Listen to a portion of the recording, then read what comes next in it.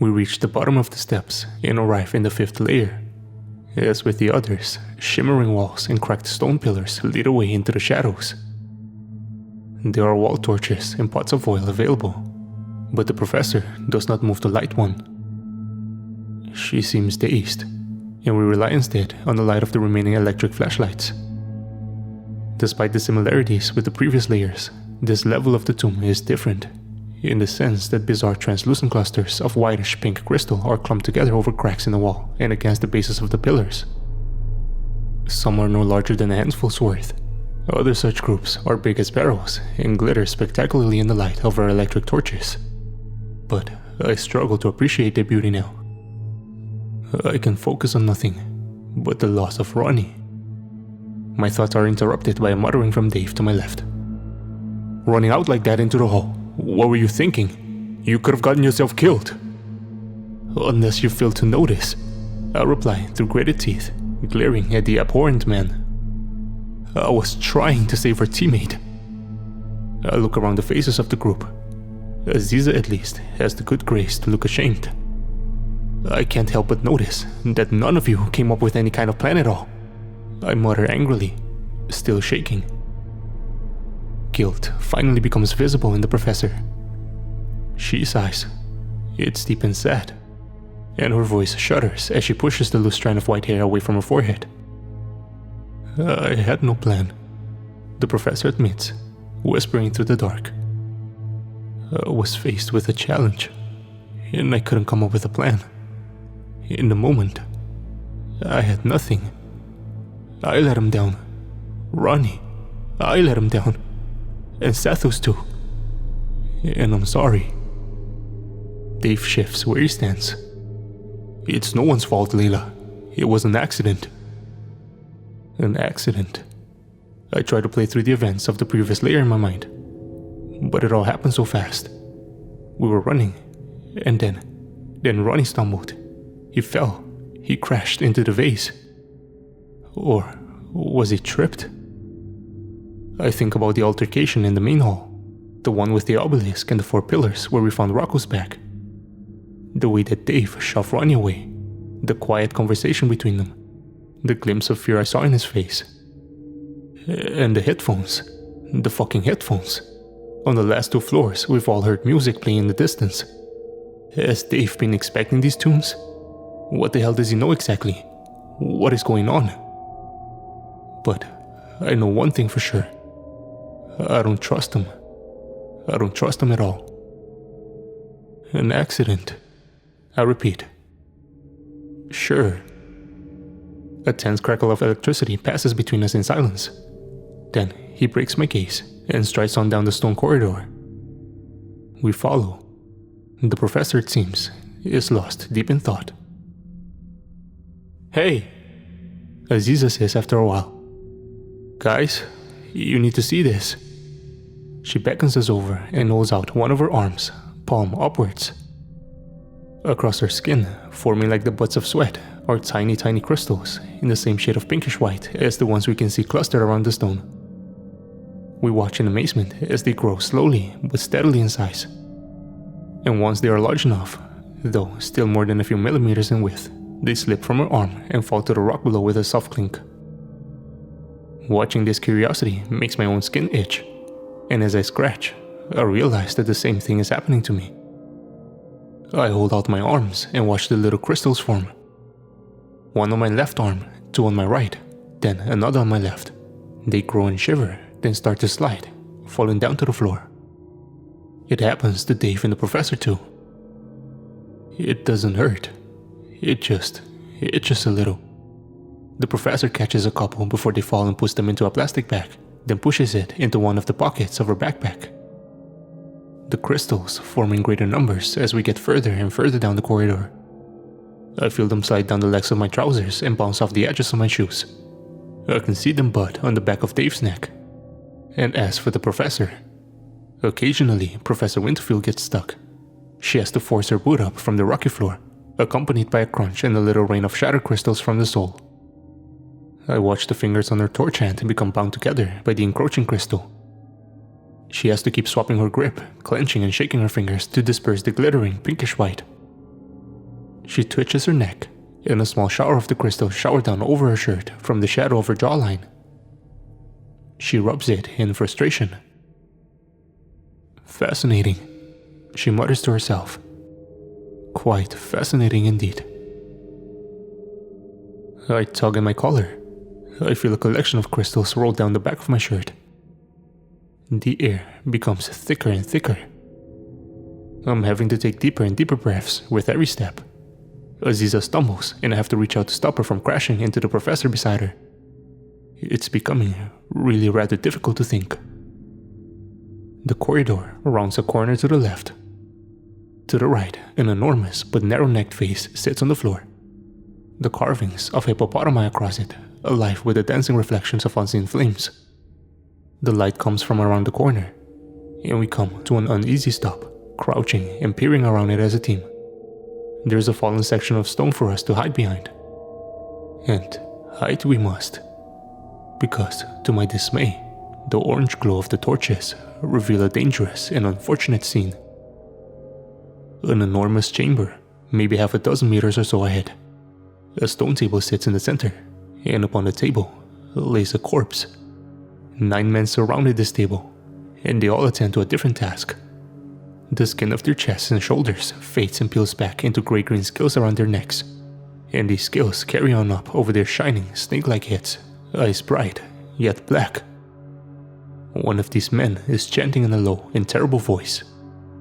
One stands waiting to the side with a glass jar filled with what looks like salt. 2 others hold the body steady as the 5th carefully pushes a long and thin hook up into the corpse's nose.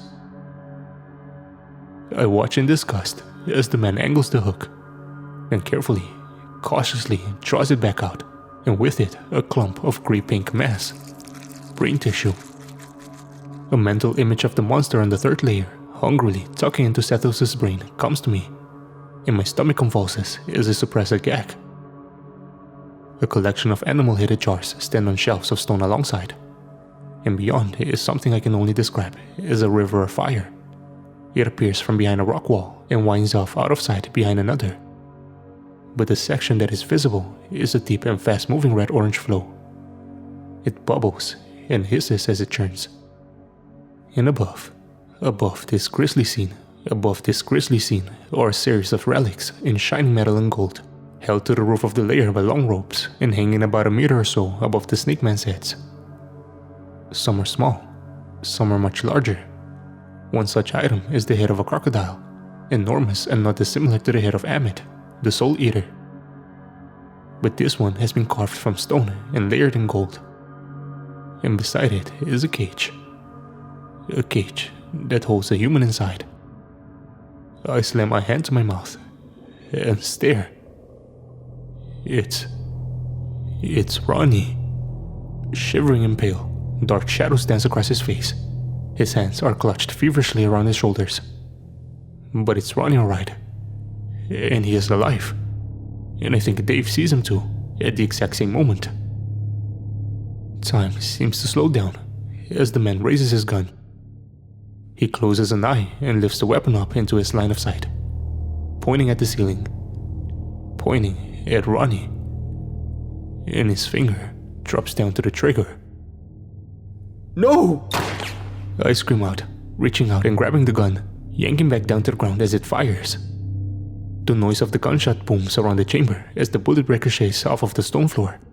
The snake men cry out and tense in alarm, bringing their hands up to the sides of their heads, but unsure for the moment as to the exact source of the commotion. Dave is incredulous. He stares at me in angry surprise, and I stare back. You're a traitor, I hiss, leaning close and heart pounding. I don't know what your game is exactly, but I think Ronnie worked it out. I think you tripped him in the level above, and I'm pretty sure you were about to shoot him just now like an animal. I still have my hand on the gun. The second Dave makes a move, I'm going to scratch and claw and get that thing the fuck away from him. I wasn't going to shoot Ronnie. Dave hisses back. I was going to shoot the rope that's holding the crocodile head. It's hanging right over the snake man. The snake men stir. The team begins to panic. Layla, says the professor, urgently. I've told you, I trust Dave with my life. Well, I don't. I retort, and Dave is just staring at me. That same dumb look on his face, headphones in, and I'm angry. Really fucking angry. And what the fuck are you listening to, Dave? You knew about the music in the layers above, didn't you? And you've been trying to drown it out. So what are you listening to exactly, huh? What are you listening to? I release the gun in rage and instead grab and tuck the headphone cord near the base. His phone is pulled from his pocket and I snatch it, pressing and tapping my fingers all over the screen as the headphones are disconnected. No! He shouts, finally returning to life and jumping frantically forwards, trying to take it back. But as he pushes me, the phone slips from my fingers and flies through the air. It hits the rim of the enormous vase to our right and promptly falls inside with a clatter. For fuck's sake! He shouts, shoving past me and looking down the neck of the vase. But it is too narrow. He cannot fit his hand inside. He groans with frustration and turns to me. I'm not a fucking traitor, you moron. You want to know what Ronnie said to me in the level above? He asked me if I had a crush on you, Layla, because apparently I kept glancing at you. I'm a grown man, for fuck's sake. He flushes. And you know what I told him back? I told him back that a man had just died, and to show some fucking respect. I didn't trip him. The idiot fell himself. Movement behind his shoulder catches my eye. One of the snake men raises a hand and points towards us from across the chamber. Then their arms and legs dissolve like sand. Their scales ripple all across their bodies and they fall to the ground as giant snakes and start to slither towards us through the flickering orange-red light of the torches in the river of fire. I didn't know what to say. But your headphones. What were you listening to, Dave? He does not respond. So I take a step back and press my eye against the hole in the roof of the vase. The bright screen is clearly visible in the darkness. Mamma Mia, the movie soundtrack. The album cover reads. The playing song has only a few seconds left and ticks down to the end before shifting to the next track. I look up and stare at him. What the fuck? Mamma Mia, the movie soundtrack? There is a long and awkward pause. Aziza and the professor stare at him, eyebrows raised. I didn't take you for an ABBA fan, Dave, I mutter. He does not reply, only grimaces and chews his tongue. What did you think of the sequel? Aziza asks him. What? He replies angrily, turning to face her. Mamma Mia, here we go again. Aziza clarifies. The sequel, did you see it? Oh, Dave replies uncomfortably. Yeah, I saw it. There is another pause. I didn't care for it. He finishes. Rings the voice of Amanda Seyfried. The song starts to play, echoed and amplified from the depths of the vase, and the snakes are upon us. And the boom of Dave's gun reverberates around the walls. A spurt of blood bursts from the back of the head of the nearest snake, and it collapses to the ground with a thud, lifeless. About fucking time this thing got some use. Dave mutters. Look out behind! Aziza shrieks, as dozens upon dozens of smaller snakes descend down the stone walls from the darkness above. We sprint away and out into the chamber beneath, the hanging relics and Ronnie's cage. He does not move, only groans to himself and shivers. The crystals form steadily across our skin and drip with the sweat as we circle up, back to back.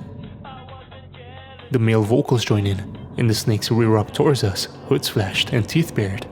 And my pulse races with an adrenaline-fueled rush of sudden and electric energy.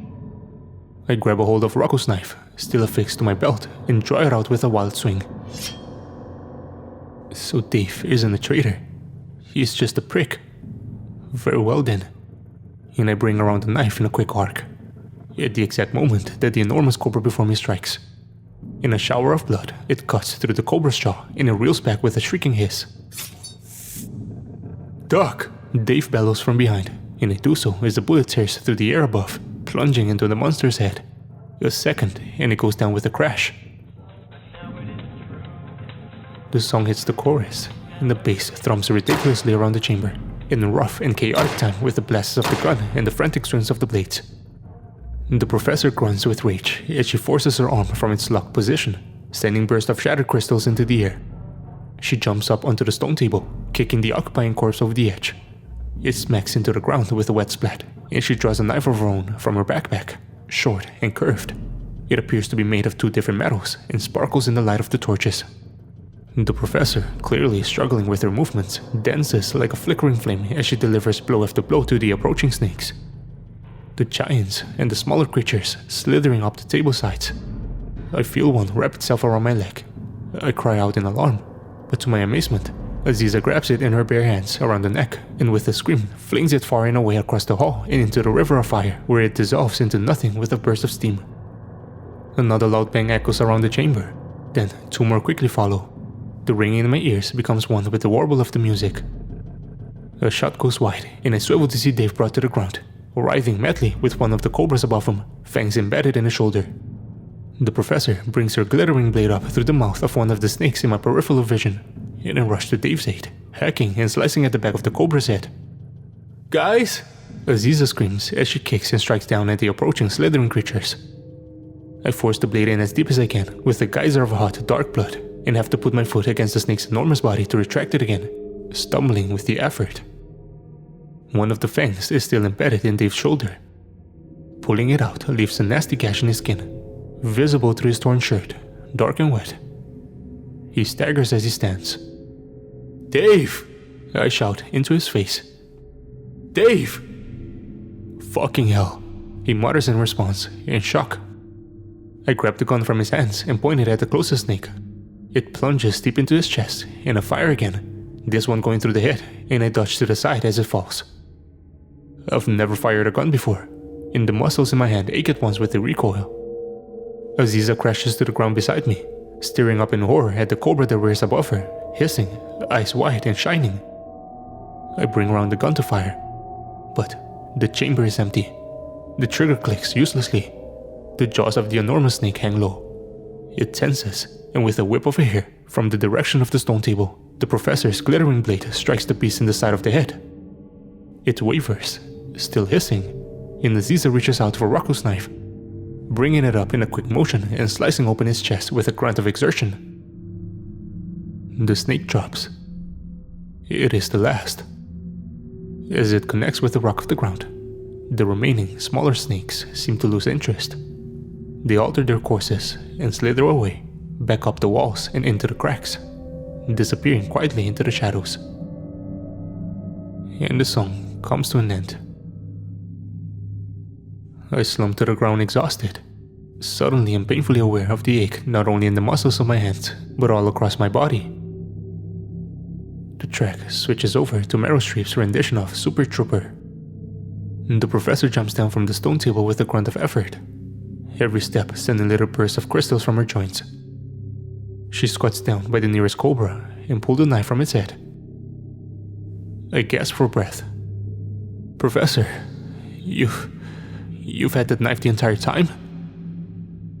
"Yes," she replies, wiping it clean and stowing it back into her bag. "Please, don't think less of me. I would have used it against the creature on the second layer if I had believed it would have worked. And as for Amit," she shudders, wiping the sweat and crystal from her forehead. "I'm not sure. I'm really not. I fear few things, like I fear that monster." A conversation for another time, perhaps. "Professor?" I wheeze. "Dave, he was bitten." "Yeah, I think I'm alright," he mutters. He's pale, but he started moving around again. "I don't think I've been injected with venom or anything. It hurts like fuck, but I don't feel poisoned." "A dry bite, perhaps," the professor replies.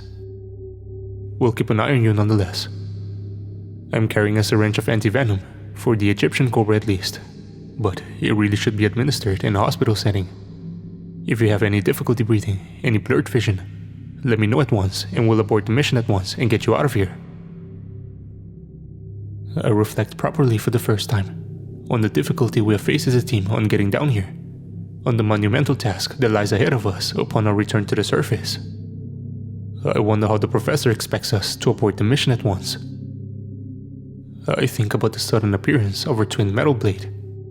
And didn't she say herself right at the beginning?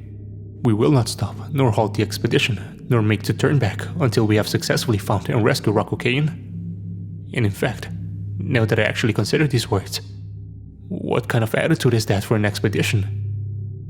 I hate myself for doing so, but the first time since entering the tomb, for the first time since meeting her, I am doubting the credibility of the professor's words. The shimmering walls and the shifting airs of the world around us, they are playing with our minds, with our thought processes. I don't doubt it. We'll all be affected. But I cannot help but wonder as Professor Winterfield addresses Dave's wound. I groan and stretch out my arms, trying to ease out some of the muscle fatigue before it can fully set in. And I look up towards the ceiling at Ronnie, shivering in the cage. He has still not spoken a single word, no coherent ones at least. I think he might be muttering and whispering to himself, but it's hard to tell. How are we going to get to Ronnie? I asked the group. They weren't keeping him in that cage forever, presumably. The professor replies. So there must be a way to bring it down. A flashlight beam up to the ceiling reveals an intricate network of rope pulleys and wooden cogs and gears. And as we look around the chamber, Aziza eventually finds a wheel, fastened by a groove in the wall by a collection of jars. Dave has gone to tip over the enormous vase that contains his phone, picking the device out from the shattered shards and turning it off, stowing it away in his pocket. Once he has done this, he goes to help Aziza turn the wheel, and Ronnie's cage is lowered steadily to the ground. The professor crouches down and puts her hands on the bars. Ronnie, are you alright, Ronnie? He looks at us through glazed and bleary eyes, but he says nothing, only mumbles softly to himself, shivering. The professor wipes the sweat and the clustering crystals from her forehead, turning to Dave. Any bullets left, Dave?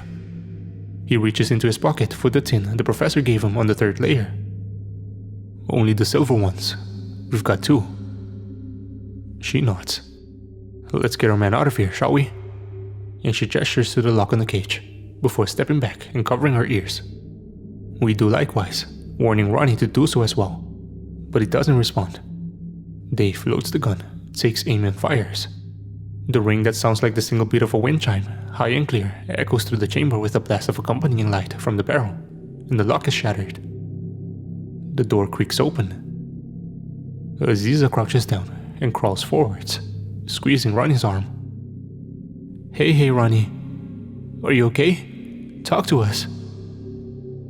But he does not reply, nor does he move. He only watches through glazed eyes, still shivering. I notice that unlike the rest of us, no crystals are forming across his skin.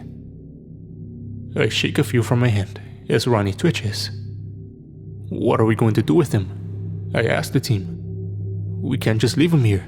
We're going to have to carry him. Carry him? Dave replies.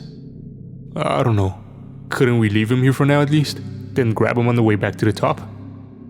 What if the snakes return? Dave scratches his chin and winces as he rolls his bad shoulder, testing it. True.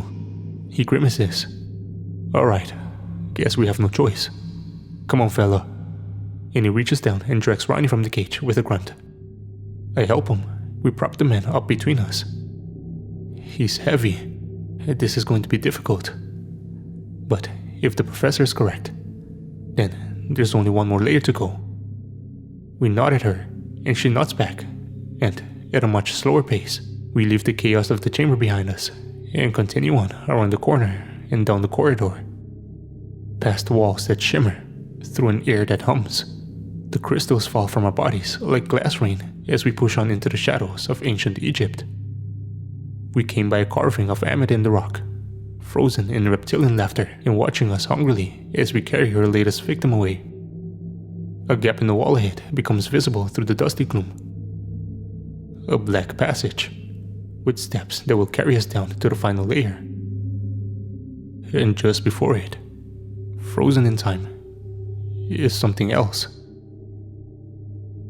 A man, trapped and silent, his fists clenched and body tensed, encased entirely in an enormous crystalline prison, one that seems to have crept up from the ground and quickly grown to entrap his whole body. The image of the man's form is distorted slightly through the translucent pinkish white of the spiked surrounding crystal. But he is still quite clear. Quite clear enough. It's a man we all recognize. The reason we're here, in fact. The man trapped in the crystal is none other than Rocco Cain.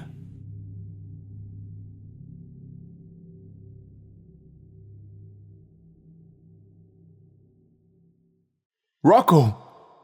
the professor exclaims, darting around the massive outcrop of crystal, placing her hand against it and staring through the shimmering surface into the face of Rocco Cain. He neither moves nor responds. I'm not sure if he even can. Smaller, lighter little crystals cascade from her fingers and fall from her elbows as she examines the bizarre structure, tapping it thoughtfully as the gears turn in her brain. He's here. He's actually here. I knew it. I knew it. Her face has completely alighted. She shakes her head and brushes her hair from her eyes. "Rocco," she whispers. "Maybe we'll finally get some answers to all this bullshit." Dave grunts as he lowers Ronnie to the ground. If he's even alive in there. "So how are we going to get him out?" asks Aziza. "There were no crystals on the layer above. Maybe we should try and take him back up there?" "What? Back to Amit?" Dave says. "And besides, we can barely carry Ronnie. How the hell are we going to carry him in a massive heavy bit of crystal like this? Could we even carry the whole thing between us?" "What if we don't have to take him all the way back?" I suggest, gesturing to the dark passageway and the stone steps that descend down to the final layer. "What if we just need to get him through there and down to the layer below?" "Down? Why would we go down?" Aziza asks. "This is Rocco. We found him. Mission accomplished. I think we've all seen enough, right? Let's go home." "But we can't go home without Rocco," I reply. "And we can't carry him. Not like this. What if we just take him down to the next layer, let this crystal crumble away, and then hightail it back through as a team?" "Hightail? And how are we going to do that with Ronnie here?" Dave asks. "Well, maybe the professor and Rocco could run on ahead, and we could carry Ronnie behind." The professor puts out her hands. "A lot of assumptions are being made here. The entrance to the final layer is only a few feet away. Let's try and get Rocco down into it, and we'll see what happens." The excitement in her voice is clear. "Dave, I believe you are in possession of one final silver bullet." Dave nods. "That's right." The professor jerks her thumb at the crystal prison. "Then shoot it. Don't aim for Rocco, obviously, but let's see if we can crack this thing open." There is a tense pause, but Dave loads the final bullet into the pistol, and we all take a few steps back and cover our ears. "Here goes nothing," he says, lifting his arms, taking aim, and firing. The beat of the wind chime rings loud and clear through the air, and the bullet tears through the crystal above Rocco's shoulder, producing a series of great cracks that run all the way up and along the side. The professor leaps forward at once, slamming with her all might her curious blade down into the fissure, and with a grunt of exertion she pulls it to the side and a great section of the crystal breaks away. It tumbles to the floor and the edges shatter into small pieces where it hits the rock. She pushes the blade into another one, dangerously close to Rocco's neck, and does the same, and more of the crystal breaks off. The second it does so, however, they start to reform. Tiny little things, but ever budding, growing into little clusters across the exposed skin. Rocco's shoulder, his right arm and his side have been temporarily freed, as indeed has the side of his head and mouth. Enough of his mouth to speak. "Miseris," he groans, his voice strained. About 3/4 of his lips are free from the crystal, and he suddenly seems to realize. He takes in a sudden, sharp intake of breath, and his eyes, wide and bloodshot, turns to stare at us. Disturbingly, his frozen eye remains fixed in place behind the crystal, "Deborah," he whispers in amazement to the professor. And she chokes back a laugh, the first I've heard from her since the expedition began. "Rocco, it's me. It's Deb," she says. "Rocco, we need to get you out of here. The crystal, do you know anything about it? Anything at all? How do we get you out?" The man twists and writhes, his movements dispersing some of the smaller reforming crystals, but not quick enough to stop them. They will soon overtake him once again. "Down," he says. "We go down." "But, Rocco, down? To get you out of here?" "Down," he grunts loudly in that thick, strange accent of his, the one I haven't heard in such a long time. "I must. You must get me down to the level below, Deborah. Quickly." The professor runs a hand over her forehead, sweating, but she nods. "Right," she replies, then turns to us. "Let's do this. Let's get him down." She continues to hack away at the chipped crystal, cutting away as many of the larger chunks as she can, and we move to join her. One of the cracks descends down towards his feet, and this is the one I attack now, working as fast as I can to break the crystal from the ground. With a shatter of crystal, Rocco is able to raise one of his legs, and he groans with the presumed rush of sudden ache. Another 10 or 20 seconds later, and Rocco is disconnected from the ground. The largest chunks have been broken away, but they reform before our eyes, and half his body, including most of his head, his chest, and his left arm, are still entrapped in the mysterious substance. Dave and the professor catch him as he falls to the side, straining under the combined weight of his body and the additional crystal, but they are able to successfully prevent him from slamming into the ground. The professor grabs him under the arm. Dave supports the crystal, and together they drag him towards the step to the layer below. "Aziza," I call out. "Help me with Ronnie." She jumps to my side, and we do the same with him, half carrying, half dragging him into the dark passageway. If this doesn't work, well, I just don't think we're going to have the strength to get both of these guys to the surface. I really don't. But we step down onto the stone stairs and slowly carry Ronnie down. The professor and Dave disappear with Rocco further ahead into the darkness, and we follow a trail of glittering crystals into the gloom, growing in number and size as we descend, and with every step, I find that fewer and fewer of the crystals are appearing on my skin, until at last, they stop forming altogether. Dave climbs back up to help us with Ronnie, and we continue down a little faster, until at last we join Rocco and the professor in an enormous chamber, a hall, endless, illuminated in a strange and silvery light with source unknown. A glance up above reveals a ceiling entirely obscured by slowly churning, writhing smoke like tendrils. Like vines or tentacles of dark mist, they squirm above us, reacting perhaps to the shuddering and rumblings that come through the ground below. Rocco is slumped against the wall, and the professor tears the last chunk of the crystal attached to the shoulder away onto the ground with a grunt. It hits the rock and shatters into hundreds of little pieces. Rocco grimaces and stretches, the last of the smaller crystals falling from his joints like sands as he does so. "A last-ditch prevention method," he mutters, shaking away the grains of crystal as we set up Ronnie against the wall beside him. Its effect is strengthened the more one knows about Osiris. After all, who in their right mind would come so deep down into the tomb unless they were searching for the pharaoh himself? He looks at his hands, clenches and unclenches them. I can hear little cracks from his fingers as he does so.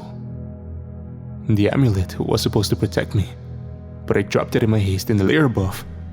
Foolishly, I thought I could still make it. I was wrong, and it cost me. He looks at the professor. "How long did it cost me, Deborah?" And the professor clears her throat. "A year, Rocco. You've been missing a year." He sighs and rubs his face. "You should not have followed me down here, Deborah," he says quietly. There is a moment of stunned silence. Then, "Hey!" shouts Dave. "How about you show some fucking gratitude, mate? We risked our lives to save you. One of our team did actually fucking die on the way here. And Ronnie," he gestures to the figure slumped at an angle beside him. We don't even know what's wrong with him exactly." "What happened?" Rocco asks. "Emmett," the professor replies. "He was judged, and the heart was heavier than the feather." Rocco mutters something in a language I do not know. "There may be something I can do for him, if the opportunity presents itself." "Is that so, Rocco?"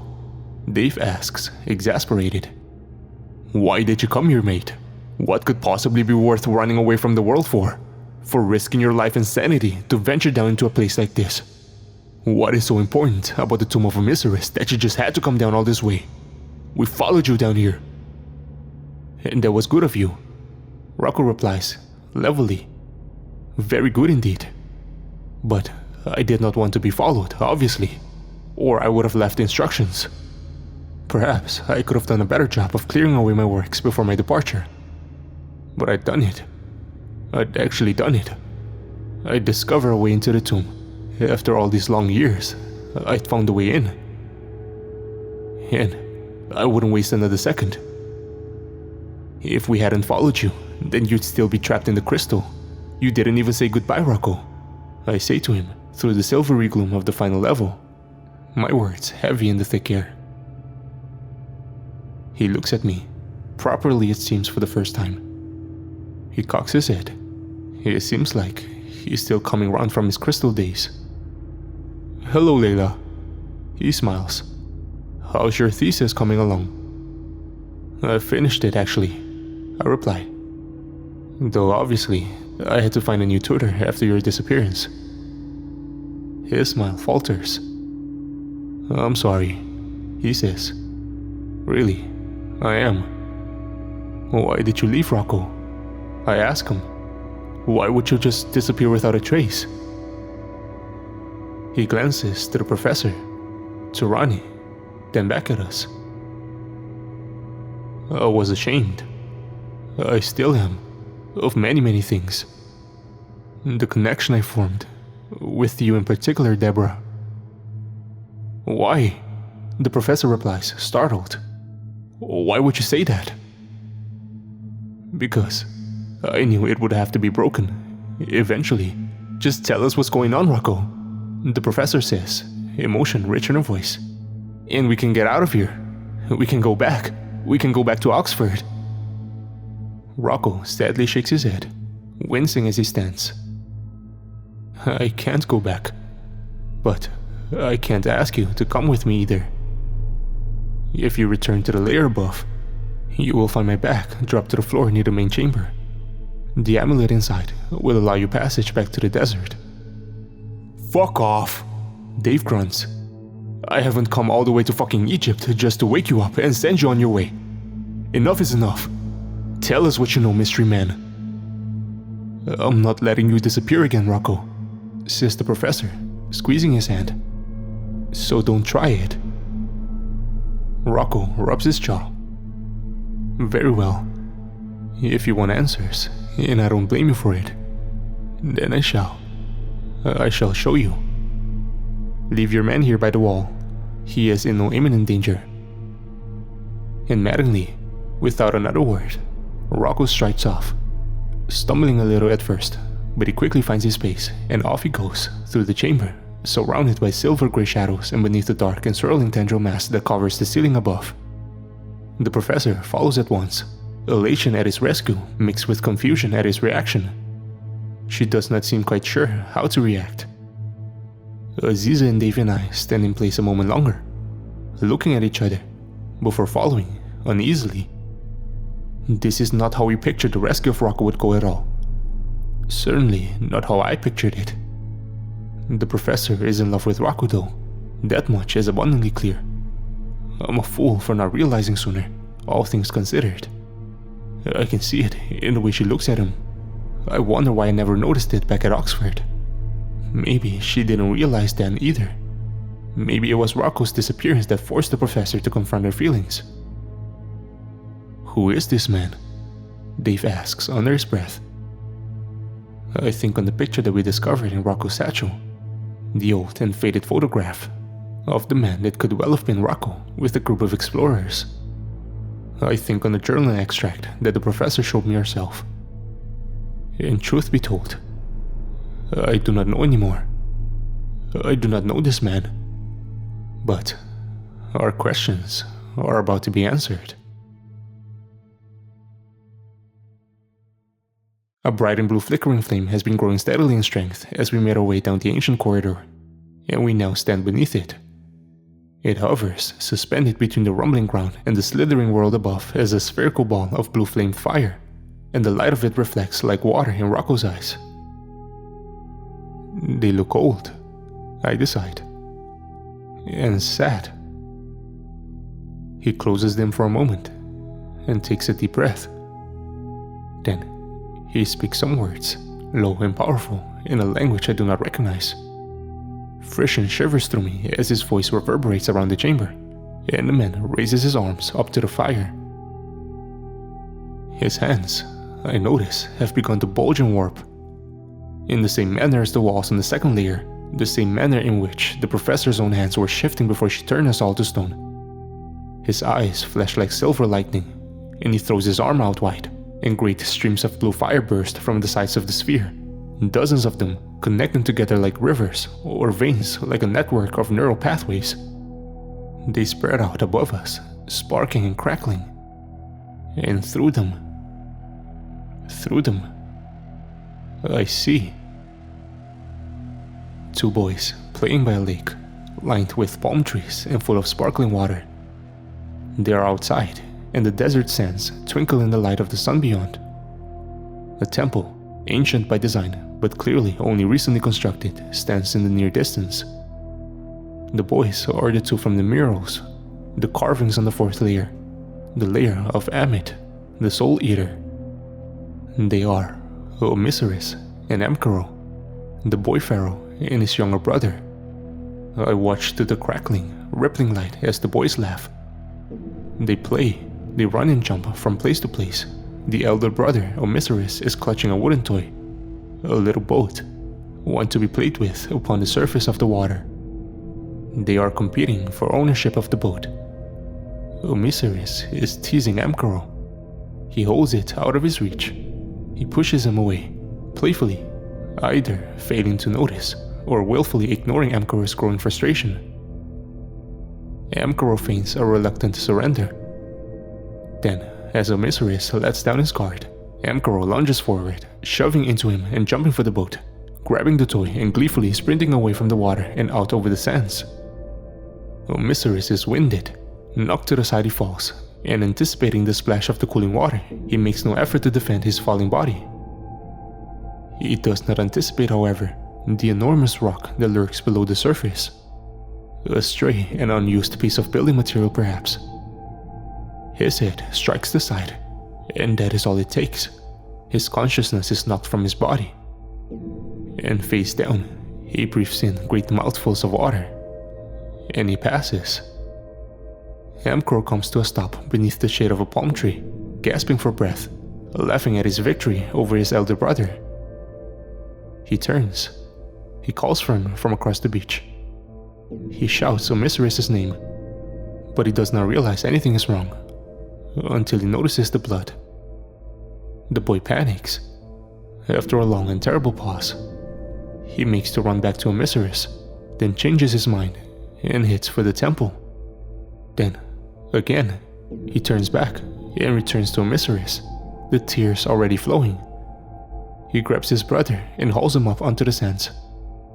He shakes him. He speaks to him. He screams into his face.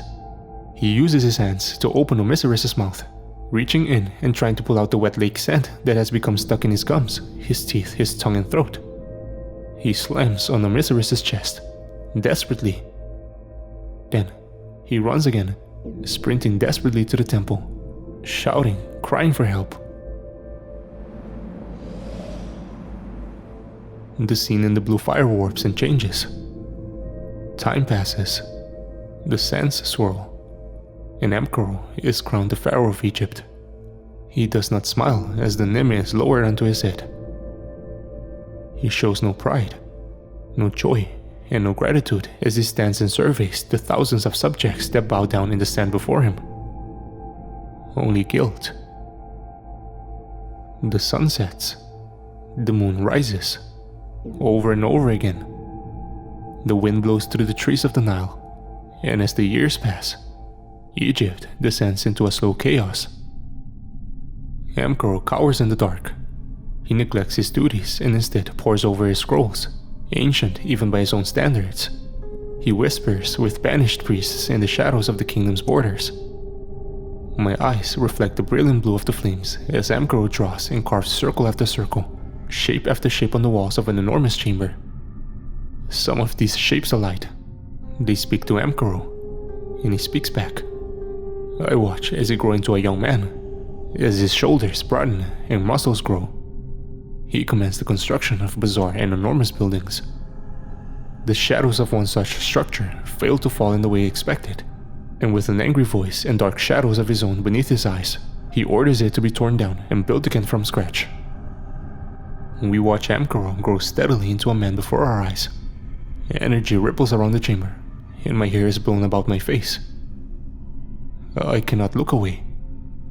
And the man that Amkaro, the supposed usurper, becomes, the man that the boy grows into, is one that we all recognize.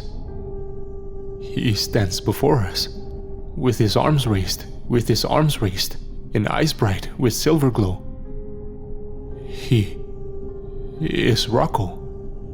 The two are one and the same.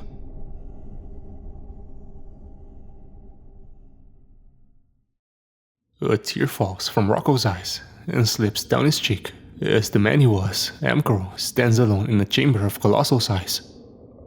A dark object lies above him on the steps. The surrounding pillars leak sand and dust as the intricate network of carved lines and drawn shapes in the stone shimmer and ripple as one. Cracks and crystals form in the wall as the veins bulge across Amkaro's arms and neck.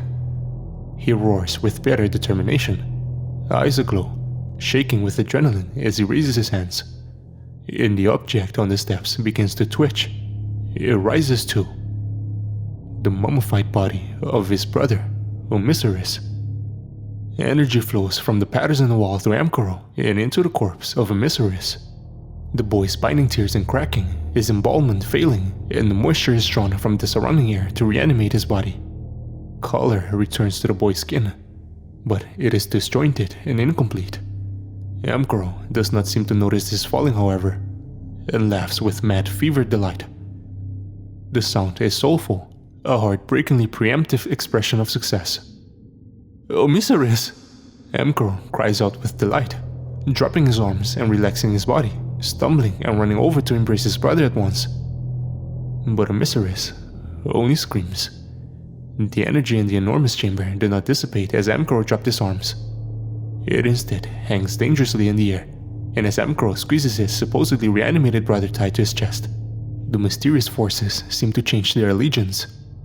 Osiris screams in a rage, in a twisted and monstrous voice, and one that Amkaro clearly does not recognize. The boy rises up into the air, and Amkaro is cast back, thrown out across the stones, and a brutal and regretful battle of wills begins to take place.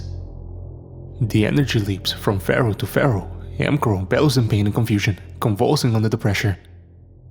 Osiris! He roars in the electric gale. Osiris!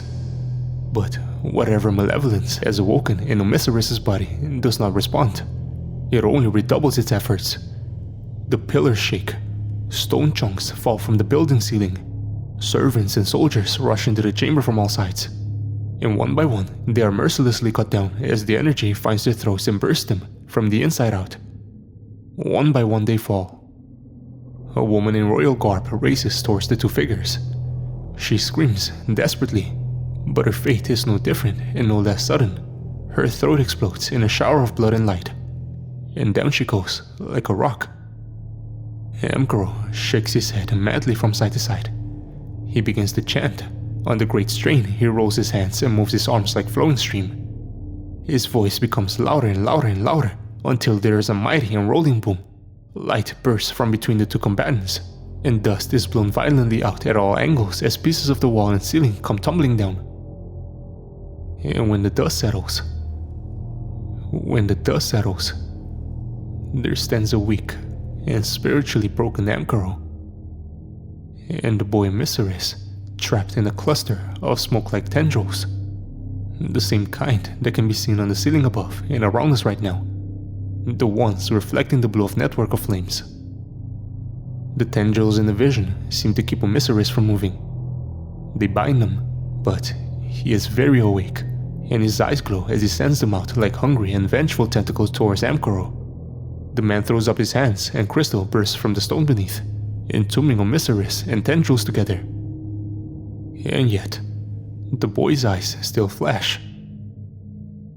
And time passes again. We see Amkuro teeter on the edge of insanity, ordering the construction of a great and elaborate tomb, one that begins deep beneath the earth. We see the terror in the eyes of his closest advisors as Amkuro weaves dark and mysterious spells into the tomb's walls, spells designed just as much to keep Mysteris below as to keep others from hidden beneath.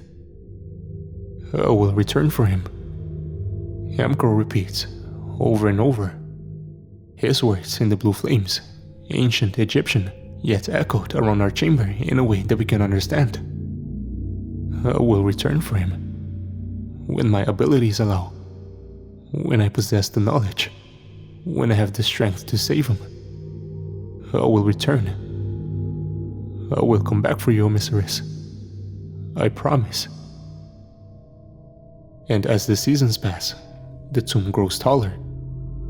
It rises above the ground, protected by thick and towering walls, and atop it stands an obelisk, carved with a 6-segmented snake. It strikes up like a spear high above towards the sky. One fateful night, many years after the completion of the tomb, Amkuro stands at the base of the obelisk. He believes, finally, that he now possesses the sufficient control of Heka to successfully save his brother. He runs his hands across the obelisk. He tries to enter. He chants under his breath. He mutters spells and draws shapes in dust. He begins to throw his hands up like waves, this way and that with the winds of the desert. His efforts fierce, rising anger manifests as lightning upon the horizon. But the hours pass, and despite his best attempts, he cannot open the tomb. For one reason or another, he cannot return inside. He is unable. Either he has designed it in such a way that even he now cannot enter, or it has been made so elaborate that something within it has changed against his will.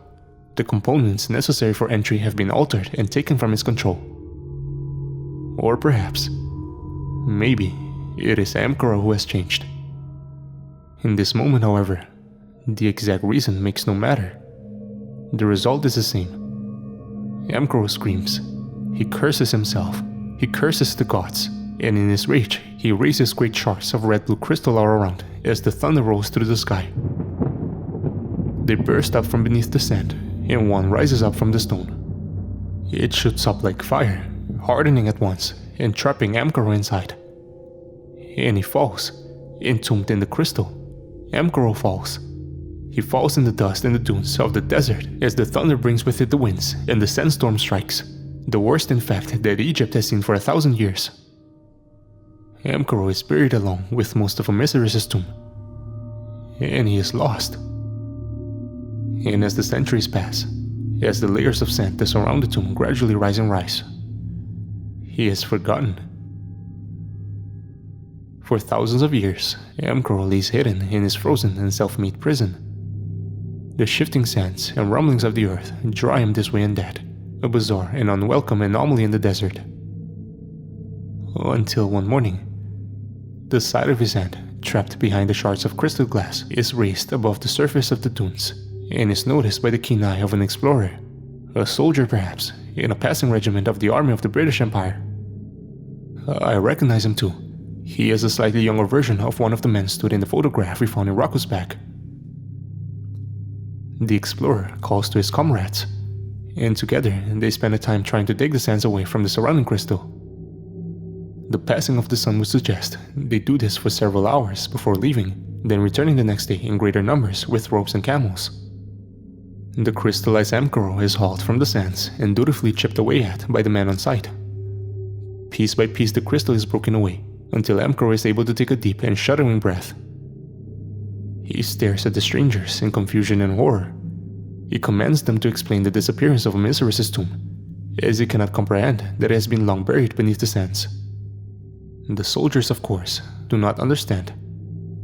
In growing fury, Emperor bellows in his ancient and forgotten tongue, throwing out his hands and exerting his will upon the sharpened aura of Heka he has so carefully and painstakingly cultivated. But Emperor's magic has long since abandoned him. His connection to the ancient occult, to his gods, and the souls of his people has all blown away, like grains of sand in the desert wind. Emperor panics. He throws himself at the obelisk again and again and again, desperately, to the bewilderment and horror of the soldiers. Once he has completely exhausted himself, he allows the men to help him up and to carry him away. He returns to the obelisk once more in the night, but he does not stay as long this time. The defeated man decides to go back to the soldiers' camp. He travels with him for a time. Then, they part ways. Emperor wanders. He wanders through Egypt and Arabia and beyond for almost 100 years, learning what he can, ever hunting for his lost powers and a way back into the tomb, to fulfill the promise he made to his brother. He does not age. And one day, wearied and well-traveled, he accepts a position as a researcher at Oxford University, granting him access to all its readings and materials. He meets the professor, and the vision fades. The images are lost to us as the blue and rippling network of flames is vanished into a deep, dispersing mist of aquamarine. Rocco lowers his hands, and the silver glow leaves his eyes as the chamber calms. They are bloodshot and watery. We stare at the man in silence. All these years I was awakened. I have searched for a way to reconnect with my past, for a way back into the tomb I built for my brother. He glances up at the smoke-like tendrils, the dark tentacles that quiver against the ceiling. They grow in agitation. He will know we are here now, Rocco says quietly. You have no idea the pain it cost me to seal him away in a place like this. But I had to. I did what I had to. The professor steps close to him. She takes his hand in hers. Then her expression hardens. She grimaces, squares her shoulder, and sticks out one of her feet, tripping Rocco over it and shoving him to the ground. He slams to the floor and wheezes in the upthrown cloud of dust as she stands over him. You stupid bloody fool, she barks. You fool, why didn't you just tell me? The things I've done in my time, the things I've seen. She rubs the back of her scarred hand. You really think I wouldn't have believed you? We could have searched for the answers together. Deborah, I know the way you feel about me. I had to go. I didn't want to break your heart. The professor laughs bitterly and shakes her head. So instead, you chose to bravely run away in the dead of night, without even saying goodbye, because I'm a delicate flower that needs protecting. And this is the way you best thought to try and protect me? She sighs. I really thought you knew me better than that, Rocco. I'm so disappointed. Her voice wavers on the final word, but she holds the man's gaze. He is the one to first look away. He grunts and climbs slowly to his feet. His hair starts to blow in a breeze from deeper within the long chamber. And then, I feel it too. The breeze grows into a wind, and the tendrils above begin to break away from the ceiling. They twitch and squirm, looking down at us like dark, smoke-like snakes. I'm sorry, Rocco says above the wind. He looks at us. He looks at each one of us in turn. I've made many mistakes in my life. But I am about to write the greatest of them all. I have waited for this chance. For so long I have waited. Please, forgive me. And he turns to look down the chamber. He braces himself against the rush of the air. We all turn to look the same way, and something approaches from beyond. The chamber warps as if part of an optical illusion, It becomes impossible to gauge distance as the silvery light all around merges with the reflected blue of the ball of fire. A great throne of stone seems to be heading towards us from out the darkness. The pillars fall back to allow it to pass. It rushes with the winds. A boy sits atop, shrouded in shadow and surrounded by the tendrils. The throne appears to be their source. They shiver and pulsate around the boy's limbs. They work their way over the rough form of the throne's stony carving, slithering all around it and billowing up to the ceiling. The ground rumbles, and dread flows through me like a river as the boy becomes clearer and clearer. His eyes burn with the angry blue light of the flames. His skin is a mixed match of shadows and flesh.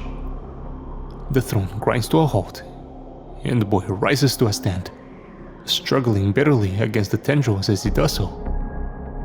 Despite his small stature, his presence is grand and terrifying, and his shadows, ever shifting, are cast out in multiple copies, all long and dark across the ground. "Oh, Miseris," Rocco whispers, and he takes a step closer before falling to his knees. The wind whirls around and around as the tendrils creep ever lower, down the pillars towards us from above. "Karl," his voice, many in one, blaring somehow from all directions at once. He speaks in the language of his home, but it shudders around my head in a way that I can understand. "I have long awaited this day. It came to me in moments beyond count as a torturous dream. To even allow myself to believe that such a day would come was an ultimate cruelty that I forced upon my spirit again and again and again." "It's so good to see you, Miseris," Rocco chokes out. "And please know, I am sorry. I'm so sorry. The regret and the sorrow I have suffered for everything I have done to you has been bottomless, endless." Rocco clasps his hands together and looks up to his brother. "But I did what I had to. You must understand that, Miseris. You were a danger." "I was scared and confused and angry," Miseris replies. "Reawakened in brutal fashion in a world I had understood to have left. A danger, yes, I do not disagree. But you sealed me away. You sealed me away, Karl. I had to wait until I was ready. I needed the strength of skill. I was frozen, Miseris, a victim of my own frustrations. That's why it has been so long. I was broken free, and for over 100 years I have sought desperately for 100 years. Miseris repeats, roaring, straining with rage against the tendrils that bind him, crackling and bristling with energy. 100 years is nothing. You have kept me here for longer than any man can comprehend. For thousands and thousands of years now, Karl. You abandoned me." Tears flow down Rocco's cheeks. We watch in terror, braced against the winds. But now, I'm here. I am here, Miseris. Finally, I have the strength. I have found my power again, and I can do it. I can set you free, and we can be together. You can live the life you always deserved. "Life," bellows Miseris. "Set me free. I do not want to be set free, Karl. I've suffered beyond suffering, and there is only one thing I want from you now." "And what would that be, Miseris?" Rocco forces out in reply. Though, I suspect he already knows the answer. "Death," thunders the voice of voices. Rocco shakes his head. His own eye flashes silver. No, I won't do it, Miseris. You can't ask me to. Allow me to join the halls of my ancestors. My place amongst the souls of our people was denied to me by you, Karl. I wish to join the gods. They call for me, and I am unable to answer. Karl, let me die." The swirl of the winds rises to a crescendo. The blue of Miseris' eyes flash bright against the silver of Rocco's. The man stands defiant, and the wind begins to cease. They slow. And with a boom, they ripple out as a circle of air, far out and away past the pillars and into the darkness. The tendrils retract, and the energy in the chamber seems to fade with a soft and ancient sigh. Omysarius holds out his hands. Let me die, Emperor. Please. It's time. Let me die. I do not know exactly how long we stand there, watching and waiting. Time does not seem to be flowing the way that it should. But Rocco, shoulders shaking and silently sobbing, does eventually step forwards. With heavy footsteps, he climbs the throne. He embraces his brother for one final time, and he places his hand upon Omysarius' head. He whispers in the language of Heka, and with a quiet and indiscernible rush of an unknown but gentle sound, the tendrils are blown away as mere clouds of mist and dust. The lights in Omysarius' eyes go out, and he slumps lifeless as a boy into Rocco's arms. Rocco, in the same instant, uses his free hand to press against Omysarius' chest. The man's eyes glow silver, and he throws his hand out into the air, pointing it back the way we came. A ripple of pale lightning in the same shade flows from Omysarius through Rocco and down and away back through the chamber into the distance, back towards the stone chairs that lead up to the 5th level. And the very air around us, it seems, starts to crack. The mist of the tendrils sharpens like flint, and like great grey sparks, hardened pieces fly out in all directions at dangerous angles. Sand begins to fall from the ceiling. The brief period of peace has already been broken. With Omysarius and its entire purpose gone, the tomb perhaps has finally become conscious of its own impossibility. A shard whips through the air towards the back of Dave's head. My eyes widen and I grab the man's arm, dragging him suddenly towards me. He stumbles in surprise, but the shard whizzes harmlessly past and shatters against the base of the throne. Another small piece shoots upwards from the ground like an arrow, and it slices the professor across the face. She reels back in alarm, too shocked to feel any pain, I assume, as the red diagonal line over her features starts to leak blood. "Professor!" I shout, and she looks at me. "It's okay, Layla. I'm okay." Rocco, the man behind all of this, the builder, the entomber, the cause of our expedition, and the man of 1,000 mysteries, raises his hand one final time. He clenches his fist, and his eyes flicker, silver to white, then back to their natural color, back to silver, then to white, over and over. He is weak and struggling. "Run!" he shouts. "Go! Go back! The heck of the tomb vanishes with Omysarius. You'll be okay. Use the amulet to get back." We make to do as he says, to run. But the professor does not follow. "You're not leaving me again, Rocco, you old idiot," she says. "Deborah," he whispers, his voice failing him. "Please." But the professor takes a deep breath. As the walls rumble, she focuses her energy. She braces. She whispers some words of her own. And when her eyes open, they shine in brilliant gold. She embraces Rocco, and the lights of their eyes flash as one, and with a ripple of electricity, they vanish. Gone. The power of Rocco's magic lingers a little longer. The shards hang in the air, and the chamber's collapse remains halted. But it all starts to quiver, and all too quickly. It will not hold. "Come on!" Dave shouts, calling to me as he grabs Aziza. "We have to go." And he is right. It's time to go. So back we run, back through the long chamber as the pillars split and the shards fly behind us, growing in speed and intensity. The ceiling has begun its collapse. Great chunks of rock crash down all around us as the last of the strange silver light vanishes from our surroundings. A lone flashlight beam guides the way. As we approach it, it becomes clear that the flashlight is held in the hand of none other than Ronnie.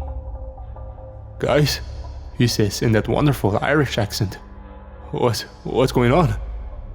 Ronnie! I shout breathlessly. Move, Ronnie! Dave barks, grabbing the man by the arm and shoving him up the steps. Now!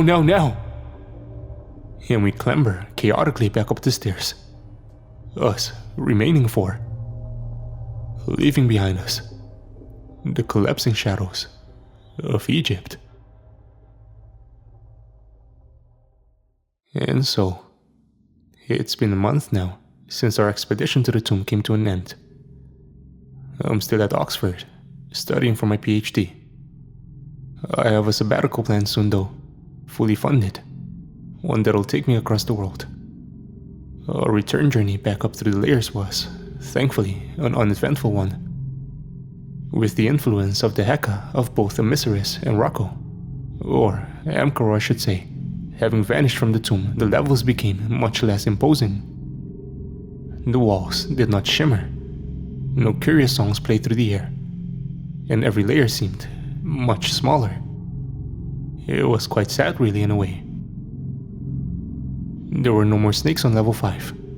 The river of fire was nothing but a dry and dust-filled basin, and no crystal formed as sweat upon our skin. The passageway down to level 6 collapsed behind us, and once we realized that the rest of the tomb was not going to fall down on us in turn, we stopped for a moment to catch our breaths, and to throw out a myriad of questions as to the things we just seen. I was slow to join, to be honest. I was in shock. The professor, she just vanished. She was there, and then she was gone. A woman with her flaws, no doubt, but an incredible one nonetheless. There was so much left I had to say, so much I wanted to ask and discuss with her. Ronnie, Aziza had murmured, and the man had winked. That made me laugh, despite myself, despite everything.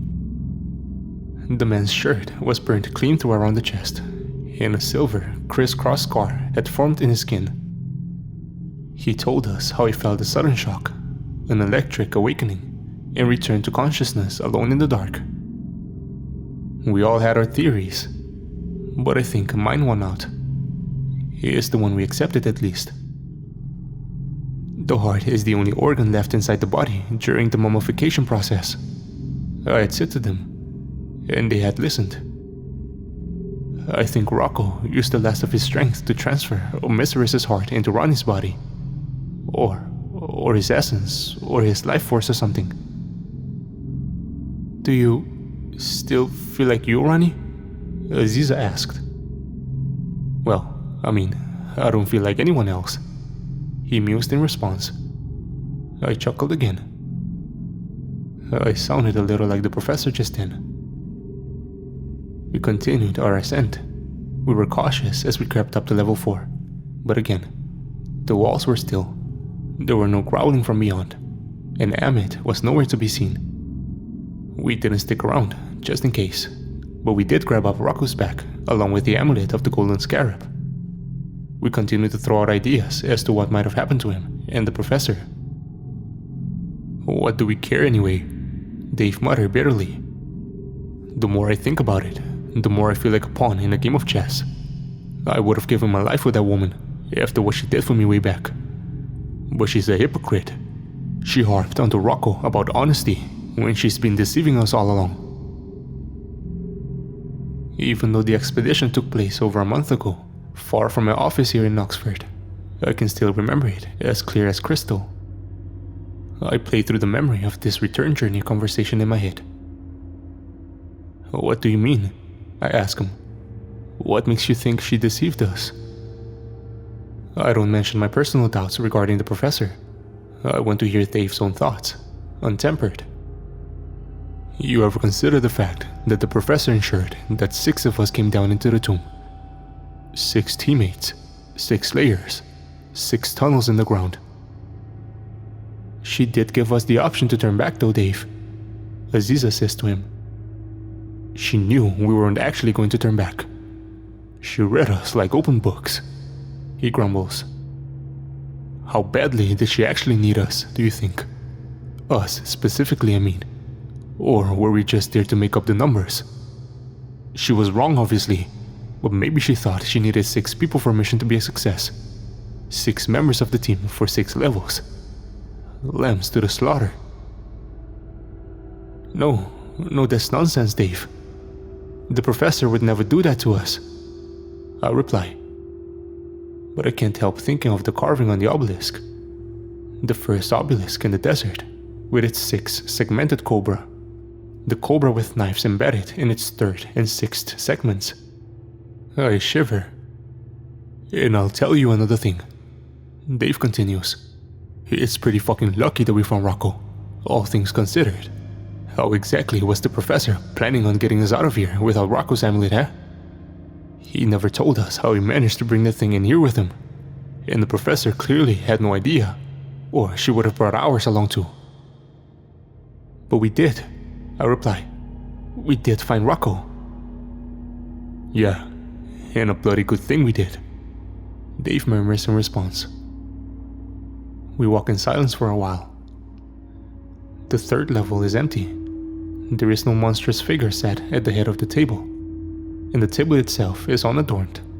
No thatch cloth, no remains of food, no relics, and no corpse of our teammate Sethos. Just cold stone and pots of oil. The statue of Osiris instead, locked in a perpetual struggle, is no longer hovering in the air. It has collapsed to the ground at an awkward angle, and cracked, broken apart. Ascending the stairs reveals that the golden plate that once barred our way has fallen, and lays shining in the light of our flashlight, propped on the stone steps against the wall where it has landed. We pass it by as we reach the 2nd level. And there, on the wall. Hey, I mutter. Was that there on the way down? I'm not sure, Dave replies. I was too busy focusing on not drowning. There is an arrow carved deliberately between the hieroglyphs towards the base of the wall. It's large, but I still might have missed it had it not been at eye level with me as I climbed the steps back up through the hole in the ground. We were planning to head back to the 6 narrow tunnels in the length of the rope that dangled down from them, but the arrow points in the opposite direction. Should we follow it? Aziza asks. I'm all for it, Ronnie replies, rubbing his chin.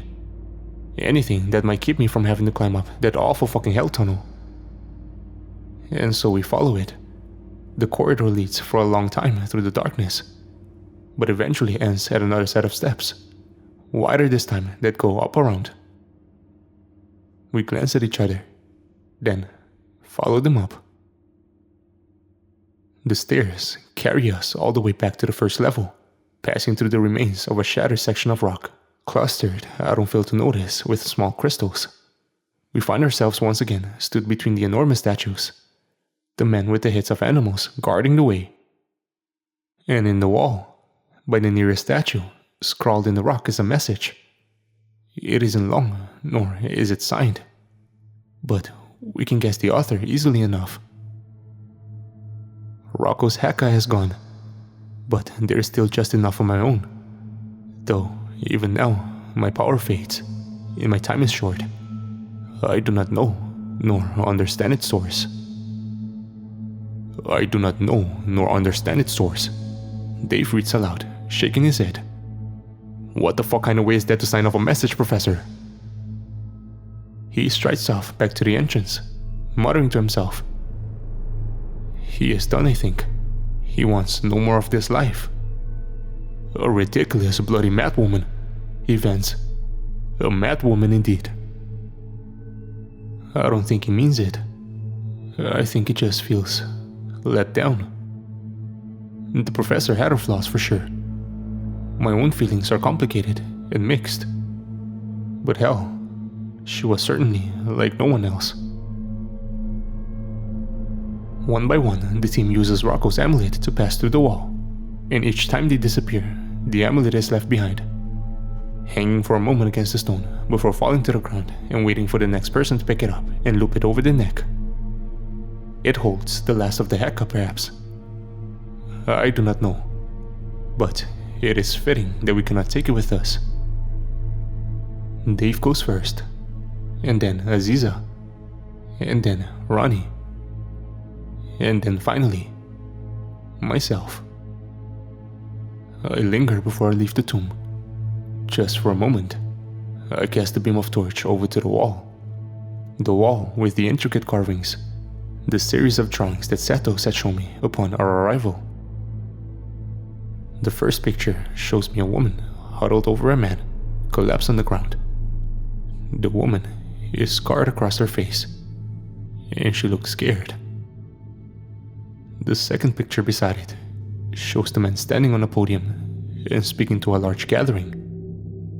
The people show the man no fear, no reverence, merely the mild interest that one would grant to a speaker on a street corner. The woman stands just behind the man, watching him address the crowd. My eyes wander down through the carvings. There is one of the man and woman exploring what appears to be a cave. There is one of them together in a boat. They are aging, I realize, and they look happy. The final picture shows the woman alone, standing over a sarcophagus. Her eyes are closed, but she appears to be smiling. I smile back, and I take my leave. Aziza did not fly home to the United States. She instead took it upon herself to find and locate Satos' family, to return his items, his camera and photographs, and to tell his story. She is still there now, I believe, still in Egypt. I do not know when or if she plans to return. Dave texts from time to time. I apologized to him formally for accusing him of being a traitor. He told me I was a moron, but I think he forgave me. He's left Oxford now. He's done with all this occult bullshit supposedly, and wants to find himself a nice life to settle down into. I've told him that should I ever find myself with a spare ticket to Mamma Mia live in theater, that I'll give him a call. He told me to fuck off. Ronnie has changed the most out of all of us over the last few weeks. We've all changed, of course, but his transformation has been the greatest by far. He is still the same man, but he is undeniably different in a lot of ways too.